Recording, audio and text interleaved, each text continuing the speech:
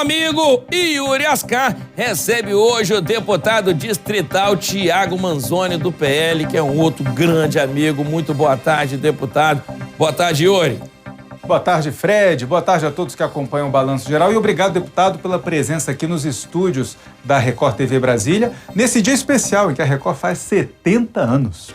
Boa tarde, Yuri. Boa tarde, Fred. Boa tarde a você que nos assiste. Eu começo agradecendo a oportunidade de estar aqui e felicitando a todos vocês da Rede Record por esses 70 anos que vocês estão completando. Parabéns pelo trabalho de vocês. Obrigado, deputado. O senhor é suplente na CPI dos atos antidemocráticos na Câmara Legislativa, mas tem participado das reuniões, acompanhado grande parte dos depoimentos. E no Congresso Nacional, ontem, o general Augusto Heleno, ex-ministro-chefe do Gabinete de Segurança Institucional da Presidência na gestão Bolsonaro, ele prestou um longo depoimento, lá à CPI mista, com senadores e deputados.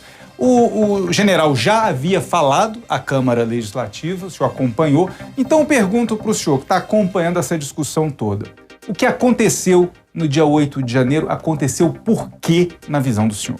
Yuri, aconteceu por uma série de fatores que envolvem várias esferas do poder público e, claro, pessoas também que se envolveram naqueles atos de depredação do patrimônio público. Eu preciso fazer 2 pontos de corte aqui. Primeiro, a CPI aqui do Distrito Federal já fez uma separação entre as pessoas que estavam em frente ao quartel-general antes do dia 6 de janeiro e as pessoas que chegaram nos ônibus no dia 6 de janeiro. Isso é muito importante, que a gente tenha esse marco temporal para que a gente possa saber que são grupos diferentes.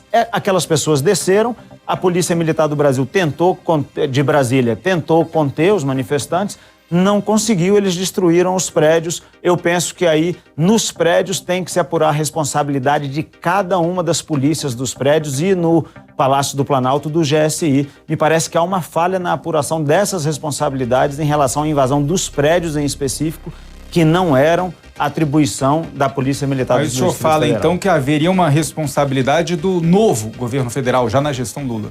Evidentemente que sim, pelo menos em relação ao Palácio do Planalto. Então, nós recebemos na CPI aqui do Distrito Federal o general Penteado, que era o número 2 do GSI, e ele dividiu as áreas de atuação em 3. Os censores, o decisor e os executores, no que diz respeito à defesa do Palácio do Planalto. Os censores eram o pessoal da ABIN, fizeram o trabalho deles, mandaram a informação de inteligência para o decisor, que era o general Gonçalves Dias, o chamado general do Lula. O general Gonçalves Dias reteve essas informações e não passou para os executores, de modo que o plano escudo não foi efetivado a contento.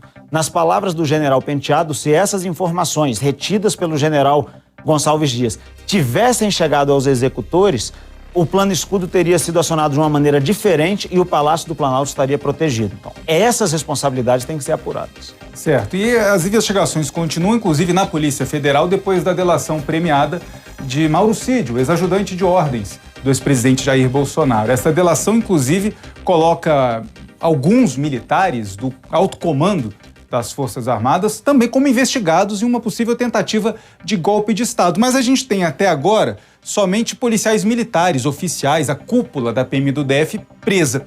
O senhor acredita que falta culpar, achar generais, achar militares envolvidos nessa história também? Eu preciso fazer um apontamento em relação a essa cúpula da nossa Polícia Militar aqui do Distrito Federal.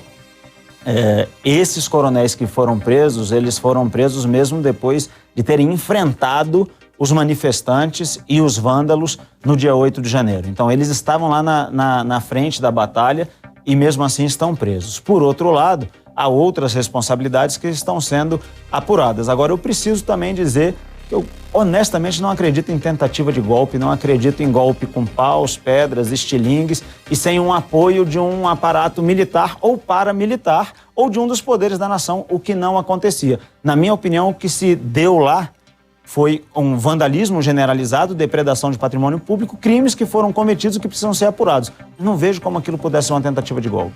Fred tem uma pergunta. Sim, olha só. Obrigado mais uma vez por estar aqui com a gente, deputado. O senhor é secretário aí geral, inclusive, do PL aqui no nosso Distrito Federal e lançou o PL Saúde junto com a deputada federal Bia Kiss, que é minha colega aí, gente boa demais, pessoa que eu gosto muito.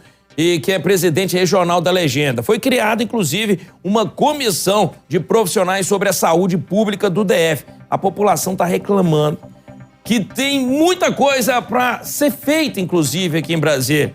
Eu estava comentando com o Yuri um pouco antes aí, com as pessoas que eu ando. A primeira reclamação que a gente tem de tudo que acontece em Brasília é a saúde.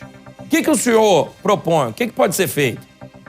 Fred, obrigado pela sua pergunta, obrigado mais uma vez pelo convite. Em relação à saúde, nós falamos no lançamento do PL Saúde que a saúde do Distrito Federal ela consegue desagradar a todos os envolvidos na saúde, desde os médicos até os pacientes que vão até os hospitais precisando de atendimento. Isso a gente passa aí pelos enfermeiros, pelos técnicos de enfermagem e pela própria classe política. É um problema muito complexo que está aí há décadas, cada vez se agravando mais. E se a gente disser que tem uma solução para isso, é mentira. Ninguém tem a solução pronta. Se nós tivéssemos, a solução já teria sido colocada em prática. O que nós do PL estamos fazendo nós criamos um grupo de estudos com vários atores envolvidos na saúde pública do Distrito Federal e pretendemos, através desse grupo de estudos, apontar possíveis soluções para o nosso sistema de saúde público aqui no Distrito Federal. Talvez uma delas, Fred, eu acredito muito nisso, seja diminuir a atuação estatal e privilegiar a iniciativa privada para que ela encontre soluções para a saúde aqui do Distrito Federal. Poderíamos fazer isso, por exemplo, por meio de voucher, mas essa é uma discussão que a gente ainda tem que começar a fazer aqui em Brasília e no Brasil. Muito obrigado pela entrevista, pela participação aqui com a gente no estúdio, deputado. Fred, é com você. Obrigado, deputado. Valeu, Yuri.